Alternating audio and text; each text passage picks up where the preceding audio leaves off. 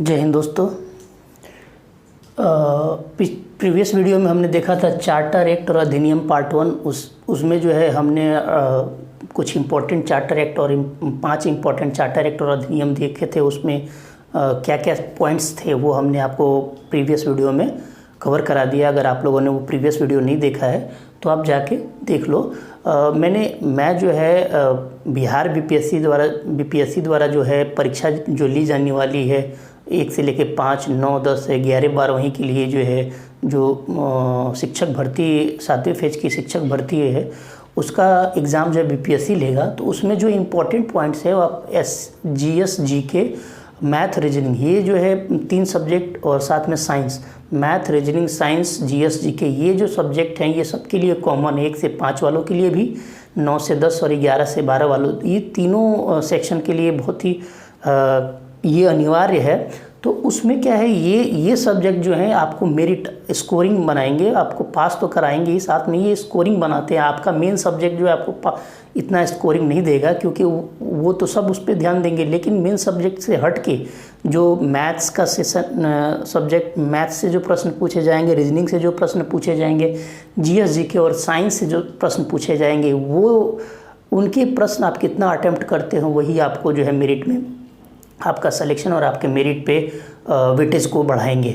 तो इसी क्रम में हमने जो है आप लोग की तैयारी के लिए हम जो ये वीडियो लेके आ रहे हैं, तो फर्स्ट में मैं आपको पॉलिटी के सारे इंपॉर्टेंट टॉपिक्स को वीडियो मैंने बनाया। आप लोगों ने अगर नहीं देखा तो मेरे प्लेलिस्ट में जाकर देख सकते हैं। सारे पॉलिटी के इम्पोर्टेंट टॉपिक्स का मैंने वीडियो बनाया है और वह बहुत ही हिस्टोरी तरीके से पढ़ाया है। आप लोग अगर एक बार उसको देख लेंगे तो चीज़ें आपको याद रहेंगी लंबे टाइम तक, आप जल्दी भूलोगे नहीं। तो इसी क्रम में हमने बताया था कि चार्टर और अधिनियम से भी कुछ इंपॉर्टेंट प्रश्न पूछ लिए जाते हैं सीधे सीधे, ठीक है ना। तो हमने प्रीवियस वीडियो में पार्ट 1 देखा था। इस वीडियो में हम देखेंगे अधिनियम। चार्टर एक्ट और अधिनियम में थोड़ा हमने आपको अंतर बताया था। चार्टर एक्ट 1857 की क्रांति के पहले जो ईस्ट इंडिया कंपनी चूँकि भारत में रूल कर रही थी, तो उनके नियम जो आते थे ब्रिटेन से एक्ट के रूप में आते थे, जिसको हम चार्टर एक्ट कहते थे। लेकिन 1857 की क्रांति के बाद क्या हुआ, 1857 की क्रांति आपको पता है कि भारतीय इतिहास का सबसे बड़ी क्रांति मानी जाती है, यानी भारत के स्वतंत्रता का प्रथम संग्राम भी इसको बोलते हैं। तो 1857 की क्रांति के बाद क्या हुआ, पूरे देश का माहौल अचानक से चेंज हो गया। अंग्रेज़ों को भी भय लगने लगा कि अब भारतीय जागरूक हो गए हैं। तो क्या हुआ कि 1857 की क्रांति के बाद जो ऐसा लगने लगा कि भारत में ईस्ट इंडिया कंपनी ज़्यादा लंबे समय तक सर्वाइव नहीं कर पाएगी। तो ये इतना बड़ा विद्रोह हो गया। तो क्या किया गया कि 1857 में जो ईस्ट इंडिया कंपनी का जो एक्ट आता था उसको क्या किया जाए, कंपनी का शासन को समाप्त कर दिया गया। क्या बोला गया, 1857 की क्रांति के बाद कंपनी का शासन समाप्त कर दिया गया। अब जो शासन करेगा, अब जो भारत में शासन हो वो डायरेक्ट ब्रिटिश क्राउन के हाथ में चला गया। तो 1857 की क्रांति के बाद चूँकि बहुत बड़ा विद्रोह हुआ, तो उसमें क्या हुआ कि कंपनी के शासन को समाप्त कर दिया गया और डायरेक्ट अब जो कंट्रोल चला गया ब्रिटिश क्राउन के हाथ में चला गया। तो देखेंगे 1857 की क्रांति के बाद के क्या नियम हुए। तो यही हुआ कि चूंकि ब्रिटिश क्राउन के हाथ में चला गया, तो ब्रिटिश क्राउन चूंकि तो डायरेक्ट तो शासन करेंगे नहीं, तो वो अपना रिप्रेजेंटेटिव रखेंगे। तो ब्रिटिश क्राउन एक का रिप्रेजेंटेटिव एक ब्रिटेन में था और एक भारत में था। उसको हम ब्रिटेन और भारत में तो देखेंगे कि जो वहाँ से भी नियम आने लगे उनको बोले अधिनियम बोले, ठीक है ना। तो 1857 की क्रांति के जस्ट 1 वर्ष बाद पहला अधिनियम आया, भारत सरकार अधिनियम 1858। इस अधिनियम में देखना वो सारे प्रावधान रहेंगे जो इस 1857 की क्रांति से रिलेटेड रहेंगे, क्योंकि उस समय विद्रोह हुआ तो ऐसे नियम आएंगे जो उससे रिलेटेड हो गए। तो 1858 के अधिनियम में क्या था कि कंपनी का शासन समाप्त कर दिया। तो हमने बोला कि 1857 की क्रांति के बाद चूंकि इतना बड़ा विद्रोह हो गया था कंपनी के अंडर में, तो ब्रिटिश क्राउन ने क्या किया कि कंपनी के शासन को समाप्त कर दिया गया। तो पूछे किस भारत शासन अधिनियम के तहत कंपनी का शासन समाप्त हो गया, 1858। तो कंपनी का शासन समाप्त हो गया और जो सत्ता था वो डायरेक्ट ब्रिटिश क्राउन के हाथ में चला गया, ब्रिटिश क्राउन के हाथ में चला गया। अब हुआ क्या कि ब्रिटिश क्राउन के हाथ में चला गया तो ब्रिटेन में एक उसका रिप्रेजेंटेटिव, एक भारत में रिप्रेजेंटेटिव। तो इसीलिए क्या किया गया कि ब्रिटेन में क्या हुआ कि जो ब्रिटेन का पार्लियामेंट था उसमें चूंकि मंत्रिमंडल होता था, तो उसमें से एक सदस्य को जो है जो ब्रिटिश क्राउन उसमें से एक सदस्य को अपना रिप्रेजेंटेटिव चुनता था, जिसको हम बोलेंगे भारत सचिव। यानी ब्रिटिश पार्लियामेंट के एक मेंबर को चुना जाता था, जिसको बोला गया भारत सचिव। ब्रिटेन में ब्रिटिश पार्लियामेंट से एक सदस्य चुना गया, जिसको बोला गया भारत सचिव, ये ईस्ट इंडिया कंपनी को संचालित करने के लिए। साथ ही में जो ये भारत सचिव ब्रिटेन में पद बना, उसकी सहायता के लिए जो एक 15 सदस्यीय मंत्रिमंडल की व्यवस्था की गई, जिसको हम बोला गया भारत परिषद। अभी ये सब ब्रिटेन में हो रहा है, ये ब्रिटेन में हो रहा है। चूँकि भारत शासन अधिनियम है तो जो है कंपनी का शासन समाप्त कर दिया गया और सत्ता चूँकि डायरेक्ट ब्रिटिश क्राउन के हाथ में चला गया, तो क्राउन के डायरेक्ट शासन नहीं करेंगे तो उनको रिप्रेजेंटेटिव रखना पड़ेगा, एक ब्रिटेन में एक भारत में। तो अभी ब्रिटेन में जो है जो रिप्रेजेंटेटिव रखा गया है, वो किसको रखा ब्रिटेन में रिप्रेजेंटेटिव? तो जो ब्रिटिश पार्लियामेंट का एक सदस्य को चुना गया ब्रिटेन में कंपनी के रिप्रेजेंटेटिव को, जिसको बोला गया भारत सचिव। और इसकी सहायता की, भारत सचिव की सहायता के लिए 15 सदस्यीय मंत्रिमंडल की व्यवस्था की गई, जिसको कहा गया भारतीय परिषद। ठीक है ना। और इस भारत सचिव का खर्चा कहाँ से लिया जाता था? वो भारत से लिया जाता है पद ब्रिटेन का, लेकिन खर्चा लिया जाता था भारत से। किसके रूप में? खर्चा भारत से लिया जाता था एज होम चार्जेस के नाम पे। ठीक, तो ये तो हो गया ब्रिटेन में। और भारत में क्या हुआ? तो भारत में जो उस समय भारत का गवर्नर जनरल हुआ करता था, उस समय भारत का गवर्नर जनरल हुआ करता था, उस भारत के गवर्नर जनरल को समाप्त कर दिया गया। अब चूंकि वहाँ ब्रिटेन क्राउन का जो क्राउन है, वहाँ का राजा, ब्रिटेन के राजा था, उनका जो है अब रिप्रेजेंटेटिव रहेगा, शासन करेगा। तो भारत के गवर्नर जनरल को समाप्त कर दिया गया। अब वहाँ एक पद आ गया वायसराय। तो कहा जाने लगा भारत का वायसराय। वायसराय का इंग्लिश मतलब होता है राजदूत, दूत या राजदूत। तो वायसराय का पद हो गया। तो उस समय जो कार्य कर रहा था लॉर्ड कैनिंग था, तो लॉर्ड कैनिंग उस समय था, इसको वायसराय बना दिया गया। तो भारत का ये जो लॉर्ड कैनिंग है, ये भारत का अंतिम गवर्नर जनरल है और भारत का प्रथम वायसराय है। ठीक है ना।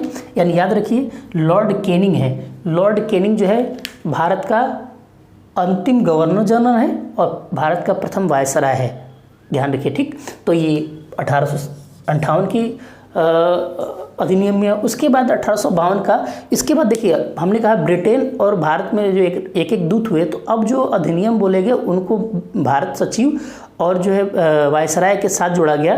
तो देखिए कि 1892 का जो अधिनियम आया, उसमें कुछ नहीं, निर्वाचन पद्धति की शुरुआत हुई। निर्वाचन मतलब मतदान के द्वारा जो है जो चुनाव करने की पद्धति, निर्वाचन पद्धति का शुरुआत हुई 1909। ये बहुत इंपॉर्टेंट, ये 3 अधिनियम जो है ये बहुत इंपॉर्टेंट हो जाते हैं। इन्हीं 3 अधिनियम से मोस्टली प्रश्न पूछे जाते हैं।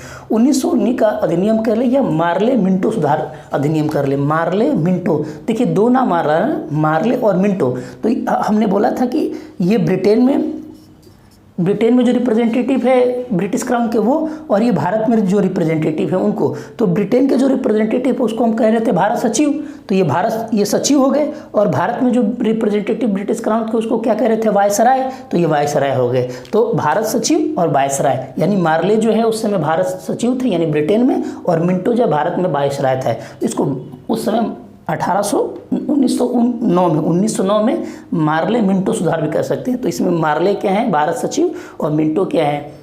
भारत के वायसराय।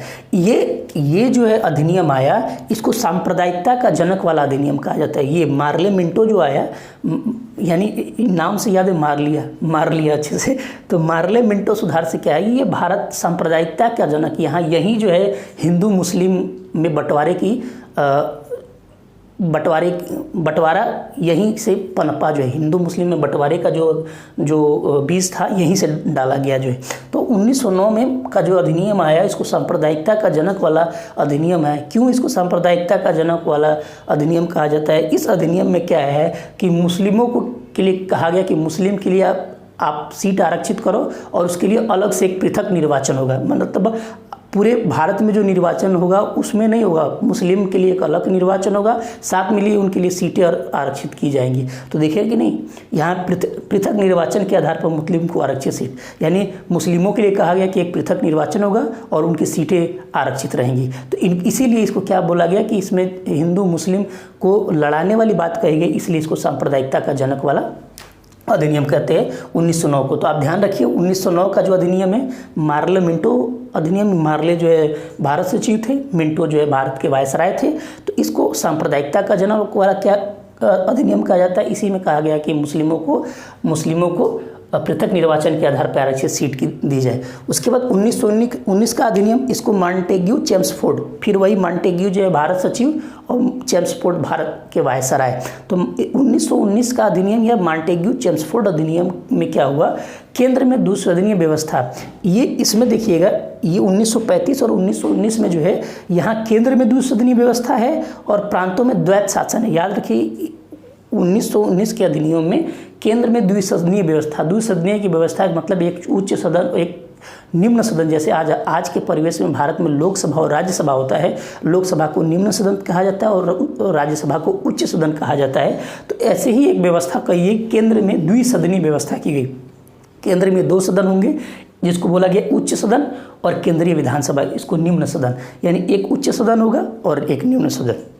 प्रांतों में द्वैत शासन लगा दिएगा। द्वैत शासन मतलब कि जो है द्वैत शासन लगा दिया गया, कुछ विषय जो अंग्रेजों के पास खुद रह गए और कुछ विषय भारतीयों के पास दे दिए गए। जैसे शिक्षा से रिलेटेड, सड़क निर्माण से रिलेटेड, तो जितना सिविल वर्क से रिलेटेड विषय थे वो इनको दे दिया। और जैसे पैसे से जितना विषय रिलेटेड था वो भारत ब्रिटिश अपने पास रखते थे। तो इसमें प्रांतों में राजस्व से संबंधित जितने विषय थे वो अपने पास रखते थे। तो प्रांतों में द्वैत शासन लगा दिया गया।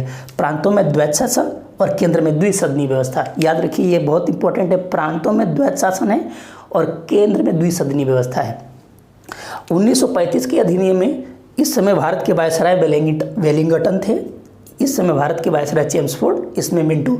तो 1935 के अधिनियम में क्या हुआ, पहली बार अखिल भारतीय संघ की स्थापना हुई। 1935 अधिनियम के तहत अखिल भारतीय संघ की स्थापना हुई। अखिल भारतीय संघ में क्या कहा गया कि भारत के राज्यों को मिला के भारत को एक संघ कहा गया। उस समय भारत को एक देश माना गया, तो राज्यों को मिला के भारत को एक देश कहा गया। तो अखिल भारतीय संघ का निर्माण हुआ। साथ ही साथ केंद्र में द्वैत शासन लगा दिया गया। यहाँ देखिए 1919 में क्या है, प्रांतों में द्वैत शासन थी, यहाँ केंद्र में द्वैत शासन लगाया गया। और प्रांतों में द्वैत शासन को समाप्त करके क्या गया, प्रांतों को स्वायत्तता दे दी गई। प्रांतों को में द्वैत शासन खत्म कर दिया गया और प्रांतों को स्वायत्तता दे दी गई। और जो ये प्रांतों का द्वैत शासन था उसको केंद्र में द्वैत शासन लगा दिया गया। तो यहाँ देखिए यही पूछ सकता है प्रांतों में द्वैत शासन कब था, 1919 में। प्रांतों को स्वायत्तता कब दी गई, तो 1935 में प्रांतों को स्वायत्तता यानी प्रांतों में द्वैत शासन को समाप्त कर दिया गया। और ये जो केंद्र में द्विसदनीय व्यवस्था थी के साथ साथ केंद्र में द्वैत शासन लगा दिया गया। जो प्रांतों में द्वैत शासन 1919 में था उसको हम क्या कर दिए, खत्म कर दिए और 1935 के अंदर केंद्र में इसको शिफ्ट कर दिए और प्रांतों को स्वायत्तता दे दी गई। और इसी अधिनियम के तहत संघीय न्यायालय और संघीय बैंक की स्थापना की। संघीय न्यायालय मतलब सुप्रीम कोर्ट की स्थापना और संघीय बैंक मतलब reserve bank of India RBI की स्थापना की गई। और साथ ही साथ इसमें 3 प्रकार की सूचियां जोड़ी गई। सूचियां का क्या मतलब होता है कि प्रांतों में एक सरकार होगी और केंद्र में एक सरकार होगी। तो केंद्र किस विषय पे बनाए काम करेगी और प्रांत मतलब राज्य की सरकार किस विषय पे काम करेगी, और ऐसे विषय जो जिस पे दोनों काम करेंगे। तो 3 प्रकार की सूचियों का भी प्रावधान यही रखा गया। तो हमने देखा ये जो है बहुत इंपॉर्टेंट वीडियो है कि भारत सरकार अधिनियम 1892 का अधिनियम 1909, ये खास करके आप ये 3 तो इन दोनों ये 4 तो आप 1858, 1909, 1919, 1935 इसी से ज़्यादा मोस्टली क्वेश्चन पूछ लिए जाते हैं। तो इसमें कौन भारत सचिव था, कौन वायसराय था, यहाँ मार्ले भारत सचिव थे, मिंटो वायसराय थे। तो ये जो है अब चार्टर एक्ट और अधिनियम से जो है ये इम्पोर्टेंट सब्जेक्ट मैंने आपके पास रख दिया है। मैं आप लोग के लिए इसी सेशन में जो है बायोलॉजी के और ज्योग्राफी के और हिस्ट्री के भी इम्पोर्टेंट टॉपिक्स लेके आऊँगा, जो कि आपको परीक्षा पॉइंट ऑफ व्यू से बहुत ही इम्पोर्टेंट होने वाला है। मैंने पॉलिटी के और भी वीडियो अपने प्लेलिस्ट में डाल रखे हैं, इसी प्रकार से समराइज वे में और कंसाइज वे में, ताकि आप ज़्यादा टाइम वेस्ट करते नहीं हुए आपकी परीक्षा की तैयारी बहुत एक सही डायरेक्शन में चले। इसलिए हमने पॉइंटों को एक ही जगह, जो इंपॉर्टेंट पॉइंट है उसको ही नोट डाउन किया है। मेरे वीडियो को देखने के बाद एक आप शॉर्ट नोट बनाएं, लिखें, रिविज़न करें, रिवीजन के पर्पज़ के लिए उसको शॉर्ट नोट बना लें, और साथ ही साथ जब मेरे वीडियो को देख लें तो आप MCQs लगाएं। लूसेंट के MCQs के एक बुक आती है, उससे कर लें, या प्रीवियस ईयर के क्वेश्चन बैंक उठा लें और इससे रिलेटेड आप प्रश्नों को हल करने की कोशिश करेंगे। आप देखेंगे कि उन प्रश्नों में जो है इन्हीं मैंने जो पॉइंट्स लिखे, इन्हीं पॉइंटों से प्रश्न पूछे जाएंगे, क्योंकि मैंने प्रीवियस ईयर के क्वेश्चंस देखे और उसके बिहाफ पे जो इम्पोर्टेंट मेरे को लगा वो मैं आपके लिए लेके आ रहा हूँ। तो आप लोग मेरे साथ जुड़े रहिए, आप मेरे साथ जुड़े रहिए और फोकस होकर पढ़िए, मैक्सिमम टाइम पढ़ाई में दीजिए, आपकी सफलता निश्चित है। और इसके साथ साथ मैं जो आपको रीजनिंग और मैथ्स के भी लेके आऊँगा। रीजनिंग मैथ्स के लिए मेरा अलग चैनल है, वो भी सेम है, उसमें केवल मैथ्स जो एंड रीजनिंग बाय VVK है, सेम है, ये नाम से मैं केवल जो है इसमें जो है आपको जनरल स्टडीज़ बाय VVK है, यहाँ मैथ्स एंड रीजनिंग कर देंगे तो आपको मिल जाएगा। आप लोग मेरे चैनल को सब्सक्राइब कर लें, लाइक करें, शेयर करें और पढ़ाई पर ध्यान दें। ओके, मिलते हैं नेक्स्ट वीडियो में। जय हिंद।